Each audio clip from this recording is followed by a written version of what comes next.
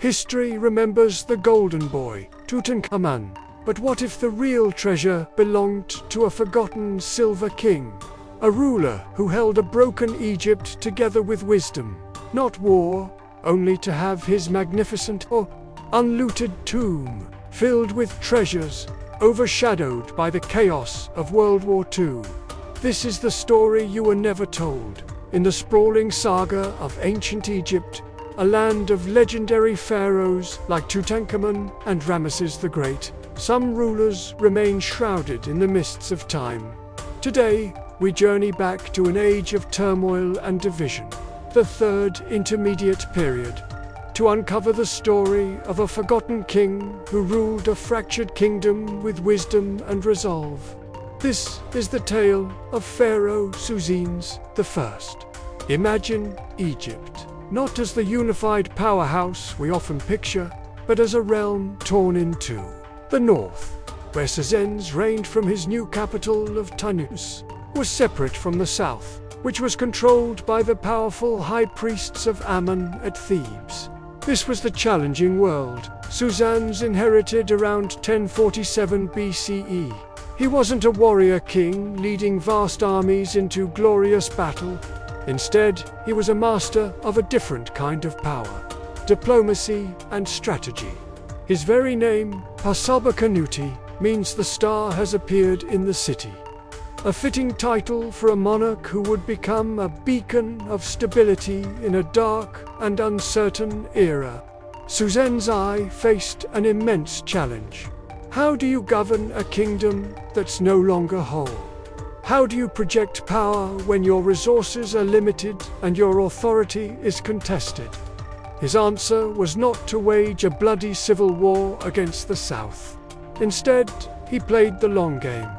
He understood that unity could be forged through family ties and shared faith. One of his most brilliant moves was arranging for his daughter, Isetemkeb, to marry the high priest of Ammon in Thebes. This wasn't just a marriage. It was a masterstroke of political strategy. It created a direct link between the two power centers, ensuring a degree of peace and cooperation that had seemed impossible. Through this diplomatic bond, Suzines effectively neutralized the greatest threat to his rule without shedding a single drop of blood. He demonstrated that true strength isn't always about brute force, but about the wisdom to build bridges instead of walls. While his diplomatic efforts kept the peace, Suzines was also determined to build a legacy. He couldn't command the vast resources of the new kingdom pharaohs, who built the colossal temples of Karnak and Luxor. So he adapted. He focused his efforts on his northern capital, Tanis, transforming it into a city worthy of a pharaoh. He became a master recycler, carefully dismantling older monuments from the former capital of Ramesses and transporting them to Tanis. He reused statues, obelisks, and stone blocks, imprinting them with his own name. Some might see this as appropriation, but it was a pragmatic and clever move. It allowed him to construct grand temples and monuments to the god Ammon, legitimizing his rule and creating a Thebes of the north that mirrored the religious heartland of the south. This act wasn't just about saving money. It was a powerful statement that his reign was a continuation of Egypt's glorious past, even in a new location. He was building a new center of gravity for a divided Egypt. His reign was remarkably long, lasting around 46 years. This stability alone was a monumental achievement in such a turbulent period. While the South was largely autonomous, his influence was felt through the peace he maintained. There were no major internal conflicts or foreign invasions recorded during his time on the throne. He provided a generation of Egyptians with something they desperately needed: predictability and security. His reign proves that effective leadership isn't always about dramatic conquests. Sometimes, the greatest victory is simply holding everything together. steering the ship of state through stormy waters with a steady hand and ensuring that life can go on for ordinary people. Susan's eye was the quiet anchor in a sea of chaos.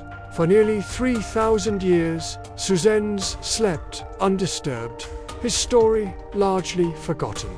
Then, in 1940, in the shadow of World War II, a French archaeologist named Pierre Montet made a discovery that would stun the world.